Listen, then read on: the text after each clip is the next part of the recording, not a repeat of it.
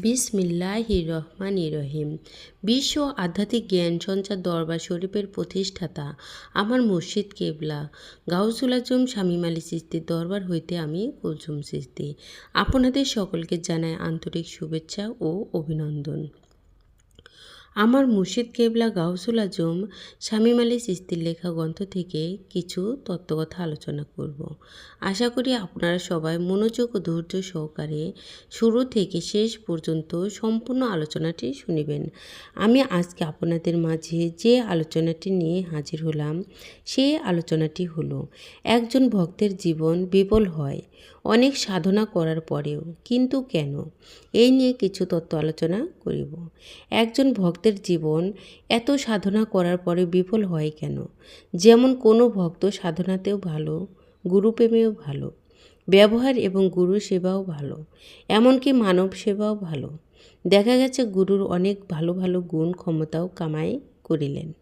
জ্ঞান ও গুণ লোক বুঝানো এবং লোকদের হেদায়েতের পথে আনানো, গুরুর দুঃখে সুখে পাশে থাকা, গুরু কিছু মুখে বলার আগেই ভক্ত বুঝিয়ে নিতে পারে। এমন একজন ভক্তের জীবন বিফল হয় কেমন করে? মানুষ শয়তান, জিন শয়তান ধোঁকা দিচ্ছে মনে। এই ভক্তটির কেমন ধরনের ধোঁকা দিচ্ছে? যেমন যে গুরুর আদেশ মতন অনেক সাধনা করেছি, অনেক সেবাও করেছি, গুরুর কাছে অনেক জ্ঞান ও গুণ কামাই করেছি, এখন আমি তো গুরু হইয়া গিয়াছি, এখন আমাকেই তো কত মানুষ মানে। আর যখন মানুষকে নিজের দিকে ইঙ্গিত করতে শুরু করিল, তখন থেকে তাহার জ্ঞানে ও গুণে ময়লা প্রবেশ করিতে শুরু করিল। আর এই দিকে গুরু রুহানি জগৎ থেকে খবর পাইয়া গেলেন যে গুরুর হুকুম না লইয়া ভক্তটি পিরালি শুরু করিল। তখন গুরু আফসোস করিয়া বলেন, হায় রে ভক্ত, আমি গুরু তো তোমার মাঝেই থাকতাম, একটুখানির জন্য অনেক বড় জিনিস হারাইল ভক্ত। তোমার প্রতি তো আমি খুশিই ছিলাম, আমিই তো তোমাকে ডাকিয়া হুকুম দিয়া দিতাম। পীর মুর্শিদ খোদার যে ধন সেটা তো আর পাইল না ভক্ত, পবিত্রকে অপবিত্র করে ফেলল। ভক্ত কেন লোভ করিলা? আমি আমার মালিকের কাছে কি জবাব দেব ভক্ত? হে হে তবে পীর তো হয়তো বাবা, সেই দেশের পীর তো আর হইতে পারিল না, কেননা অনেক কিছুর অভাবে তোমার ভুগতে হবে, বিফল হবে তুমি, আল্লাহ মানিয়া নেবে না, আল্লাহ রক্ষাকারী। আমি আরও কিছু বিষয়ে বলতে চাই, যে হলো সর্বত্যাগী অনুরাগী তিনি হন বৈরাগী, এবং কাঁধের ঝোলা নিয়া বের হয়ে গেলেই তাহাকে বৈরাগী বলে না। গৃহে থাকিয়াও বৈরাগ্য করিতে পারে। মৃত্যু হওয়ার আগ পর্যন্ত যিনি নিজ মনটাকে বৈরাগ্য বানায়া রাখতে পারে তিনি একজন প্রকৃত আল্লাহর প্রেমিক এবং জ্ঞানী ও সতর্ক অবলম্বনকারী, তিনি কামেল পীর ফকির আউলিয়া।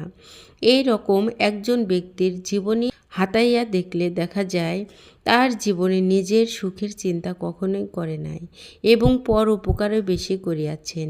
এই ব্যক্তিটির দ্বারা অনেক কেরামত ও ঘটিয়া গিয়াছে এবং তিনি আধ্যাত্মিক বা রুহানিতে থেকে মাটির দেহ নিয়ে অলৌকিকভাবে মানুষের উপকার করিয়াছেন।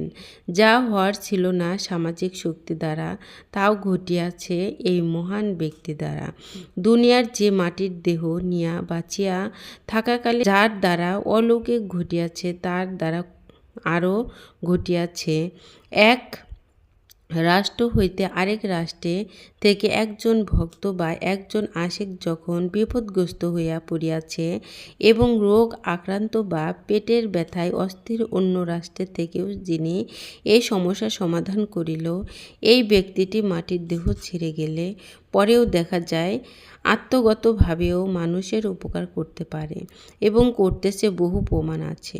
আমি বলবো, হে আমার ভক্ত আশিক ও আমার বংশধরগণ, তোমরা আরও আমাকে যারা ভালোবাসছো বা যারা আমাকে ভালোবাসবে পূর্ণ প্রেম বিশ্বাসের সাথে, তারা যদি ধৈর্যশীল হও, আমি জীবিত থাকতে বেশিরভাগই সমস্যার সমাধান করিব ইনশাআল্লাহ। এবং এই দেহ ছেড়ে যেই দিন চলে যাব, হে আমার প্রিয়গণ, কোনো বিপদ, কোনো রোগ বালাই বা কোনো কিছুর সমাধান আরজি জানাই, একটু ধৈর্যশীল হইও, কেননা আল্লাহ বলিয়াছেন, আমি ধৈর্যশীলদের সাথে আছি।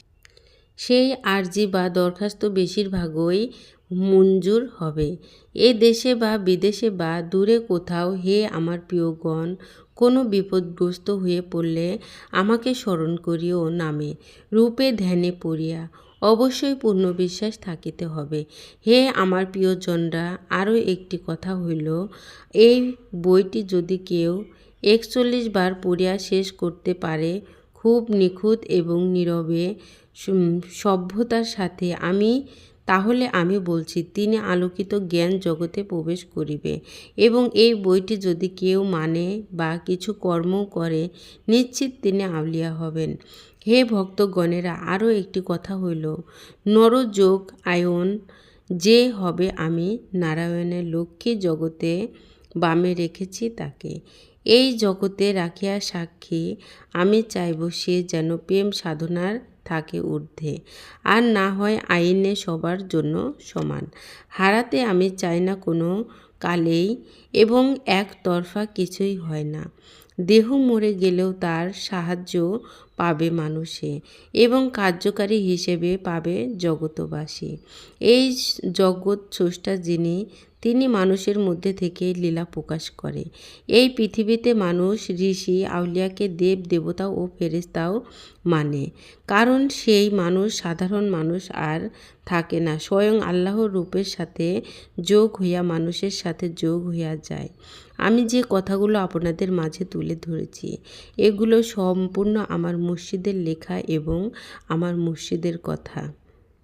চলুন সবাই আমরা সত্য ও সঠিক পথের দিকে এগিয়ে যাই। সর্বশেষে সকলের চরণে হাত রেখে একটি কথা বলতে চাই, আল্লাহ গোপনেরও গোপন। সেই গোপনকে পাইতে হলে একজন কামেল মুর্শিদের কাছে যাইয়া বায়াত গ্রহণ করে সেই গোপন ইবাদত সাধনার মাধ্যমে আল্লাহকে লাভ করিতে হবে। সকলে ভালো থাকবেন, সুস্থ থাকবেন। আল্লাহ হাফেজ।